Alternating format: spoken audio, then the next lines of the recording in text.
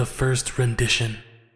When gaming first emerged, 3 titans stood tall: the red, the blue, and the yellow.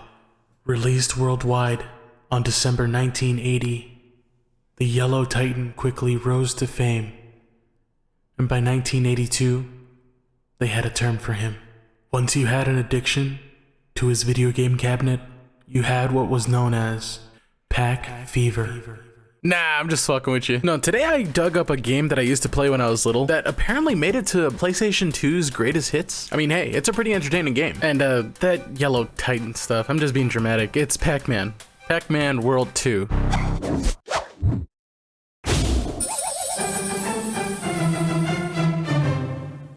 What happened to the first one? Gee, I don't know. I didn't have a PlayStation 1 or the game, so I mean, you know, from the little research I did, it seems to be the same type of like platforming game, but the story is different, which is good enough for me. Quick synopsis of the intro. The 4 main ghosts that we always see sneak into Pac Village. They find a tree with golden fruit, they take it off the tree, and unleash a terror upon the Pac land. It's just a bigger ghost with claws and horns. Oh, and also can do magic. His name is Spooky. Because he's scary. Meanwhile, Pac-Man is sound asleep, and in the morning, Professor Pac's like, yo, you gotta get the fruit back, because our village is going to be annihilated. And strong emphasis on annihilated, because that motherfucker is strong as shit. Unfortunately for Spooky, he doesn't know we're goated with the sauce, and yeah, our moves are from the original game, just a little bit more refined. Actually, we have one more extra. What do we got here? We got a butt bounce, which is basically a ground pound. I mean, every character from this era needs a ground pound anyway, but apparently you're bouncy. For legal reasons, we have to call this one Rev Roll. Just think of it as a spin dash. And for people who play Smash Ultimate Pac-Man, this is where your up air comes from. Aside from that, Professor Pac does a pretty good job just telling you what items to look out for, such as the health wedge, the Namco token, the 1-ups, and of course you got the standard Pac-Man collectible, the Pac Dot, and the fruit. Touching a ghost will instantly kill you unless you have a power pellet available, and that's about it. Everything else comes after. It does a rather fine job at telling you what power-ups do what and how to use them, all within the first level, cleverly titled The Bare Basics. If you take your time and smell the roses, unlike me,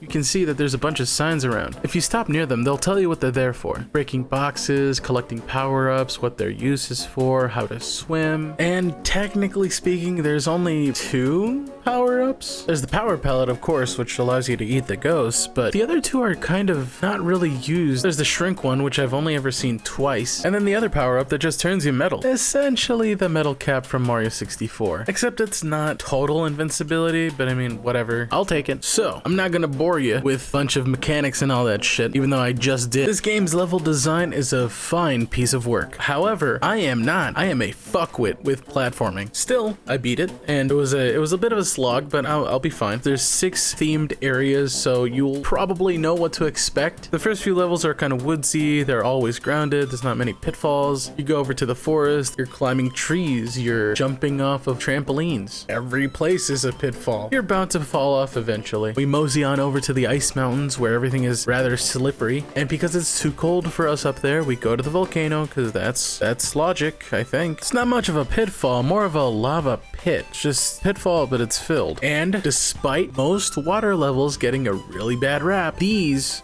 are not as bad. They are just not as bad. 2 out of the 4 underwater levels are just scuba gear, and the other 2 are submarines. So I mean, there's something there. Finally reached the last few levels, and I gotta say, they are just kicking my ass. Like, holy moly. It took me like an hour 30 to complete 1 level, because it's like, do I go for some of the items or do I not? Do I go farm lives? The answer is no, because it's just gonna end up right back at 0. I have not seen this many game overs in a while, and that's saying something. Am I mad? No, I'm literally entering a villain's lair. This is the difficulty I was expecting. I mean, everything else has been getting harder. Why wouldn't it be? I mean, one of the levels had me scratching my head. How the fuck do I get over there? Apparently, I had to take a leap of faith. I didn't know. I had to look that shit up. If I had to rank the levels and I had to choose my absolute favorite, it would have to be Bedoing Woods, because I mean, need I say anything else? Funny enough, I do have to say a few extra things. Can't forget the arcade and the boss levels. Wouldn't be much of a video if I didn't talk about them, huh? The arcade located next to your house is a place where you can go and play the older titles of Pac-Man. With a little bit of a history lesson from Sue, the arcade owner, these machines are emulators of days gone by. Bit nostalgic, but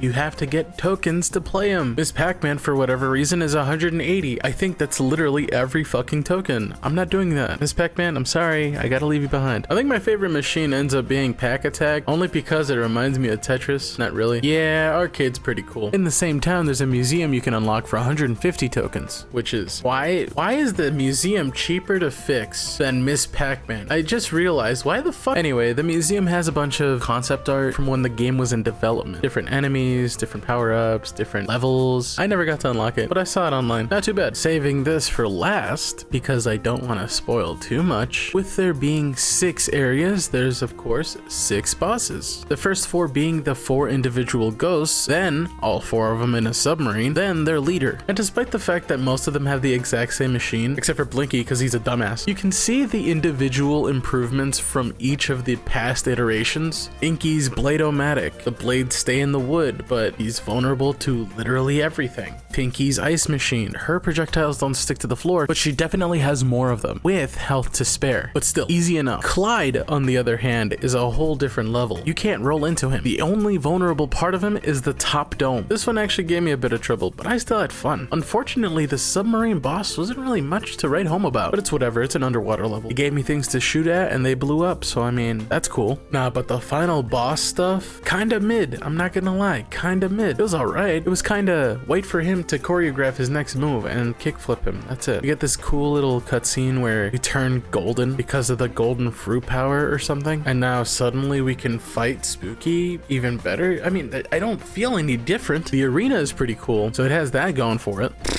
I think that's it. Oh, my favorite soundtrack from the game was Ice River Run. Might not be my favorite level, but definitely one of my favorite orchestral pieces. Which, by the way, this whole game is made out of orchestra. Typically I talk about the music, but I think this one I'll keep it out. I think you guys have had enough of me talking about music. All in all, I think this game gets a 7.5 out of 10. Not bad. Not bad at all. You know what else isn't bad at all? Subscribing and putting on the bell for notifications and whatever else YouTubers say. Oh, and this time for real, one last thing. Please have an egg extravagant day.